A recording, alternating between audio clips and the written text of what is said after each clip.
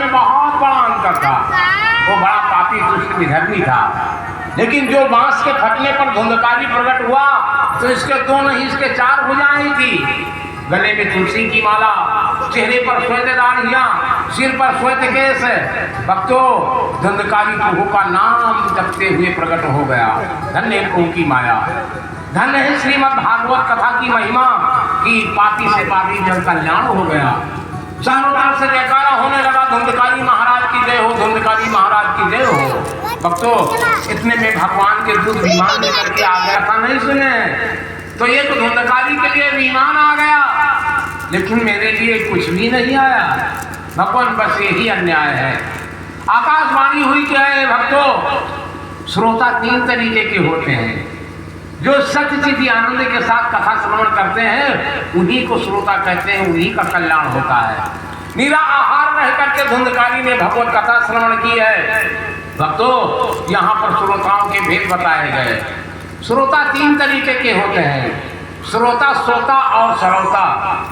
श्रोता वे जो बड़े प्रेम से भगवत कथा सुनते हैं, श्रोता वे जो कटपट किया करते हैं, और श्रोता वे जो भागवत कथा सुनते सुनते सो जाते हैं। तो कल्याण श्रोता का होगा, न कि श्रोता और श्रोता का होगा। भक्तों, एक बात की बात है, एक सेठ जी भागवत कथा सुनने के लिए आए और वह कथा सुनते सुनते सो गए। मुंह में मक्खियां लग रही थी, तो बगल बैठे हुए व्यक्ति को दया आई, उसने अपना अंगूठा सेठ जी के मुंह पर डाल दिया। भक्तों, अब इतने में सेठ जी सपना देखते हैं कि मैं दुकान में बैठा हूँ और कपड़े का थान फाड़ने जा रहा हूँ। एक वक्त आया है 2 मीटर कपड़े मांग रहा है। जो मुंह पर अंगूठा बगल वाले ने डाल रखा था, उसी अंगूठे को सोते में पकड़ा और फाड़ डाला। उसने कहा, भैया मेरा अंगूठा क्यों फाड़ा है यार? अरे कहा, यार हम सपना देख रहे थे। कहने लगे, सपने में आना तक मेरा अंगूठा फाड़ दिया। भक्तों, ऐसे होते हैं तो चलो। भक्तों, ऐसे ही बताया गया श्रोता की क्या दशा होती है। एक गांव में एक पंडित जी कथा सुनाने के लिए आए। सेठ जी थे, नई नवेली दुल्हन आई हुई थी, नया नया विवाह सेठ का हुआ था। पास की माताएं बहनें जब कथा सुनने के लिए जाने लगी तो सिखानी ने कहा, देखो पंडित बाबा है, कथा सुना दे, मैं भी जाऊंगी। सेठ ने फटकारा कि चुप है, 4 दिन हुआ डोले से उतरी, कथा सुनने जाएगी, चुप है। अपा बेचारी सेठानी डर गई। अब जब पड़ोस की माँ बहनें बेटियां आई और कहने लगी, भैया मैं भी जा रही हूँ, सेठानी को भेज दो। सेठ जी बेचारे मजबूर हो गए, बहू बेटियों के कहने पर पत्नी को भेज दिया।